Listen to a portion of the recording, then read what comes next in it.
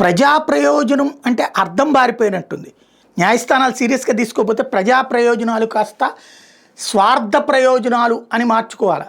ఇది చూడండి, హత్య కేసులో జీవిత ఖైదు అనుభవిస్తున్న వ్యక్తి మళ్ళీ హత్యకు పాల్పడితే అతనికి మరణశిక్ష లేదా యావజ్జీవ కారాగార శిక్ష విధించేందుకు అవకాశం కల్పిస్తున్న భారతీయ న్యాయ సంహితలోని 104 సెక్షన్ కొట్టేయాలని కోరుతూ హైకోర్టులో ప్రజా ప్రయోజన వ్యాజ్యం దాఖలైంది. ఈ సెక్షన్ 104 రాజ్యాంగ విరుద్ధమే కాక ప్రాథమిక హక్కులను కూడా ఉల్లంఘించేదిగా ఉందంటూ విశాఖపట్నం జిల్లా చోడవరానికి చెందిన బుగ్గు వెంకట సత్యచంద్రశేఖర్ వ్యాజ్యాన్ని దాఖలు చేశారు. నాకు అర్థం కాలేదు, వాడు మర్డర్ చేశాడట, వాడికే యావజ్జీవ శిక్ష పడిందట, రెండో మర్డర్ కూడా చేశాడట, వాడిని జీవితకాలం జైల్లోనే ఉంచాలని తీర్పు ఇవ్వకూడదంట, అని ఉరేయమని తీర్పు ఇవ్వకూడదంట. అది ఏ ప్రజల ప్రయోజనానికి?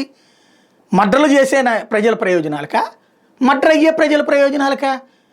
ఒకడు అరాచకం చేస్తాడట, ఒక మర్డర్ చేసి శిక్ష పడుద్దట, యావజ్జీవ శిక్ష పడుద్దట, మళ్ళీ ఇంకొక మర్డర్ కూడా చేస్తాడట, మళ్ళీ శిక్ష వేయకూడదట, ఉరి శిక్ష లాంటివి వేయకూడదట.